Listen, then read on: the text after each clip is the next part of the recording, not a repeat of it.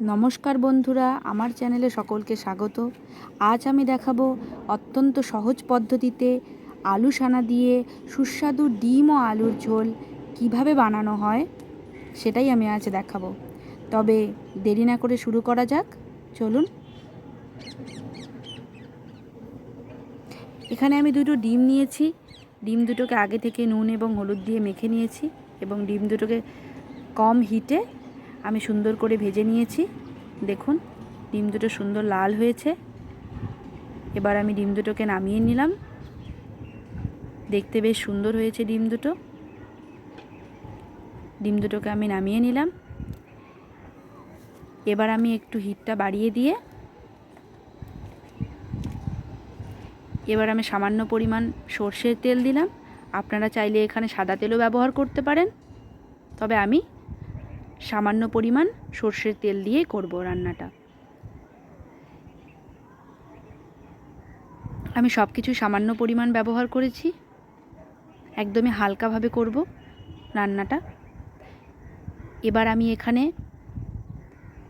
সামান্য পরিমাণ পাঁচফোড়ন দিয়ে দিলাম। পাঁচফোড়নটাকে আমি সুন্দর করে ভেজে নেব, নাড়াচাড়া করে সুন্দর করে ভেজে নেব এবং একটু লাল লাল করে নেব, যেন কালারটা দেখতে ভীষণ সুন্দর হয়। এবার আমি এখানে একটা গোটা শুকনো লঙ্কা দিলাম। শুকনো লঙ্কাটাকেও আমি সুন্দর করে ভেজে নেব। এগুলো সুন্দর করে ভাজা হয়ে গেলে, লাল হয়ে গেলে, আমি এখানে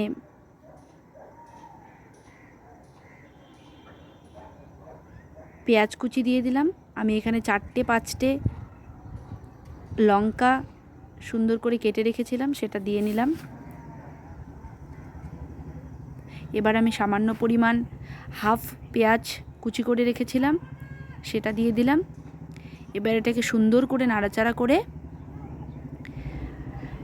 একটু লালচে করে ভেজে নেব।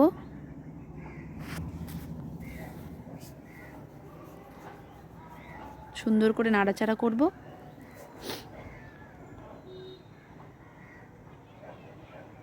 দেখুন, কালারটা বেশ সুন্দর হয়ে এসেছে, অনেকটাই লাল হয়ে এসেছে। একটু ভেজে নিতে হবে। বেশ সুন্দর হয়েছে দেখতে। এবার আমি এখানে আলু সানা করে রেখেছিলাম, সে আলু সানাতে আমি হলুদ গুঁড়ো এবং জিরে গুঁড়ো 1 চামচ করে দিয়ে নিয়েছি। 1 চামচ লবণ। এবার আমি আলু সানাটা দিয়ে দেব কড়াইয়ে। আলু সানাটা দিয়ে আমি বেশ সুন্দর করে নাড়াচাড়া করব, যেন মশলাগুলো সুন্দর করে মিক্স হয়ে যায়। দেখুন, আলুটা কি সুন্দর দেখাচ্ছে। এবার আমি সামান্য পরিমাণ পানিও দিয়ে দেব। ডিম দুটো রেখেছি ওখানে। এবার আমি সামান্য পরিমাণ পানি দিয়ে একটু কষিয়ে নেব আলুটাকে, যেন কড়াইয়ের মধ্যে আলুটা লেগে না যায়। দেখুন, আলুটা কত সুন্দর দেখাচ্ছে। আলুটাকে আমি নাড়াচাড়া করব মিনিট 3-4। ভালো করে মিক্সচার করে নেব মশলাগুলো। এখানে আমি একটু পানিতে হলুদ আর একটু লবণ দিয়ে রেখেছি, পানিটাই আমি ব্যবহার করব। আমি আর একটু পানি দিয়ে নিলাম, যেন আলুটা সুন্দরভাবে কষে যায়। সুন্দরভাবে সাইড থেকে আলুগুলোকে মাঝখানে দিয়ে সুন্দরভাবে আলুটাকে নাড়াচাড়া করব। এখন আলুটা অনেকটাই সুন্দর কষে এসেছে। ভালোভাবে সুন্দর করে 3-4 মিনিট কষিয়ে নেব। এবার হিটটাকে বাড়িয়ে দিয়ে আমি আলুটাকে সুন্দর করে কষিয়ে নেব। এবার আমি একটু পানি দিয়ে দিলাম। আপনারা আপনাদের পরিমাণ মতো পানি দেবেন। আলুটা কষা হয়ে গেছে। এবার আমি ফাইনালি ঝোলের জন্য পানি দিচ্ছি।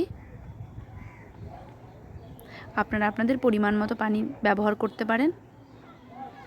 এবার আমি গ্যাসের হিটটাকে বাড়িয়ে দেব একদম, যেন জিনিসটা খুব সুন্দরভাবে ফুটে ওঠে।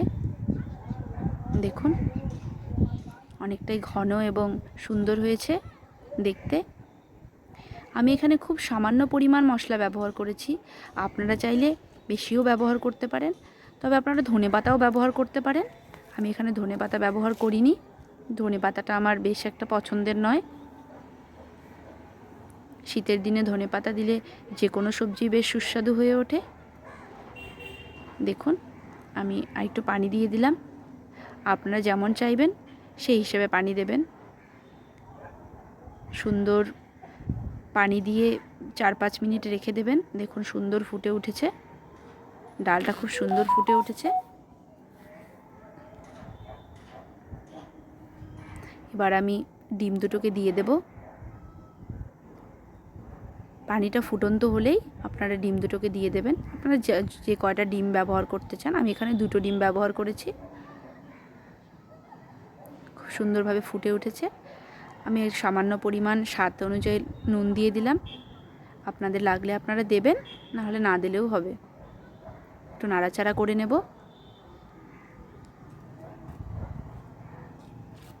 ডিমটাকে একটু নাড়াচাড়া করে নেব। আলুটাকে বেশ ঘন হয়ে এসেছে, অনেকটাই ঘন হয়ে এসেছে।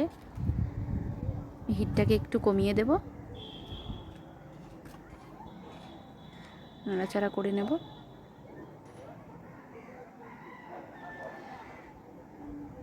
আপনারাও এই রান্নাটা ট্রাই করতে পারেন, কারণ অত্যন্ত কম মশলায় দিয়ে এই রান্নাটা হয়েছে, খেতেও বেশ সুন্দরই হবে।